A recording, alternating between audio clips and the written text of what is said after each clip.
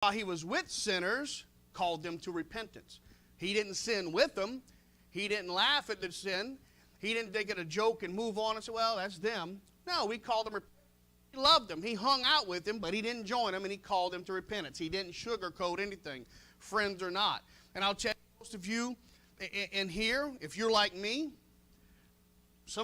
most of us are probably in church because of a friend, or know a friend or we invited friends to church. But you know, all my friends are not Christians. Be the first one to tell you that. I have people that I call close friends that are not Christians.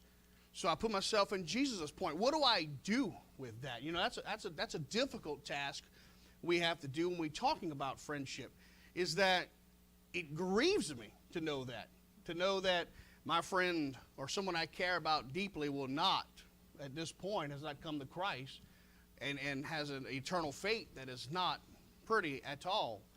But you know, what do I do? What do you do? Again, like Jesus. You cannot be all up in there, and you cannot join in the sin. You cannot do that. What you do, you can be an example. You can be a witness, but you still have to stand on your ground and stand on biblical principles and biblical responsibilities that we have. And the most important thing I remind myself is I am responsible. I am responsible for my salvation, as we mentioned a few Sundays ago.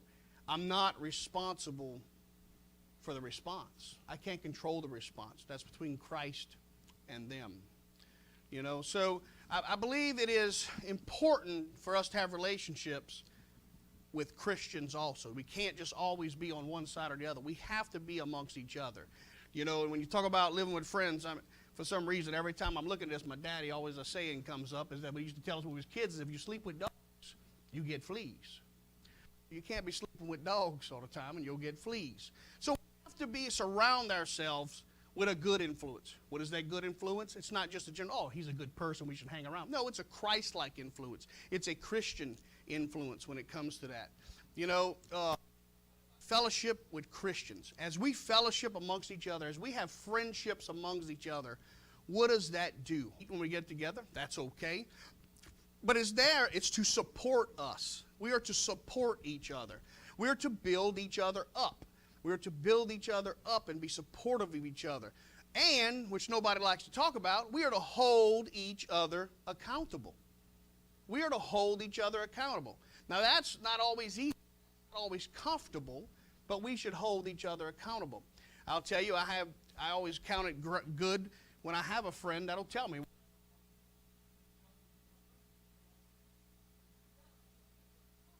But it's the truth. And as Christians friends with each other, and as we be friends with each other, and as we live ourselves with each other, we are to hold each other. But on the other hand, we are to stand together, shoulder to shoulder for what? But what are we standing shoulder to shoulder for? We're standing shoulder to shoulder for the kingdom, for biblical principles, for Christ. We're standing together with each other. So when you have a group of people together, and we're all together, and you have the same mission, such as the church, such as we should have, when you have the same mission, when you have the same goals, when everybody's in the same boat, and you work together, there's just something about that works a whole lot better. It's better than just one person doing it. It's an entire group of people to do it. You know, so as we look at these, we'll look at them, I'll kind of break them up, and we'll look at their examples they set, you know, of the Timothy. We'll talk about Timothy first. This Timothy, what do you see with Timothy? Paul looks at Timothy as a child. Paul, we know, had the gift of celibacy. Paul was not married. Paul had no children of his own. But Paul had Timothy, had taken a guy like Timothy and took him under his wing and considered him as a spiritual son. He looked at Timothy as his own flesh and blood. To me, when I looked at that, that's a personal, not only Christian relationship, but they have a personal relationship. They have a really close bond, almost as family relationship with there. And as you look at that, what is Timothy? Timothy is Paul's protege, if you will.